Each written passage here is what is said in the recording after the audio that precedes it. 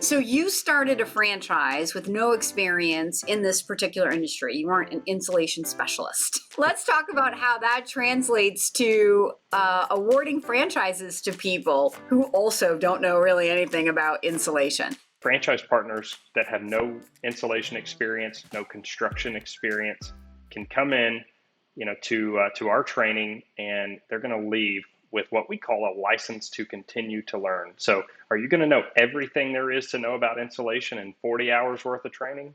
Absolutely not. But you're going to continue to learn over time.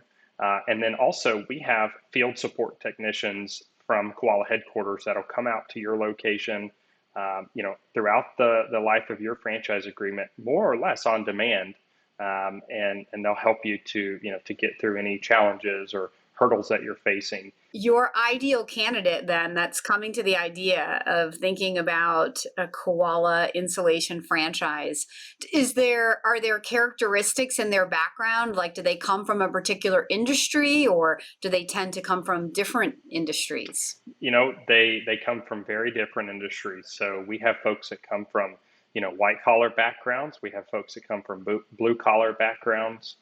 I would say that the characteristics that we really look for, is grit and competitiveness. So what we have seen is that our highest performing franchise partners are those that are highly competitive. And so oftentimes those folks have somewhat of a background in sales, typically, extroverted people that, social butterflies, if you will, that are out, talking up their business in the community, so on and so forth. That ultimately is kind of the winning formula for what makes someone successful in Koala.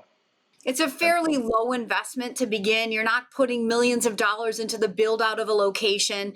You get to scale as you go, which is very appealing to a lot of people. This is a business that you can work during business hours, right? You're not working holidays or nights or weekends, correct, Scott? That's right. Yeah, so that provides a really nice work-life balance, both for you and your family, as well as your employees and their families.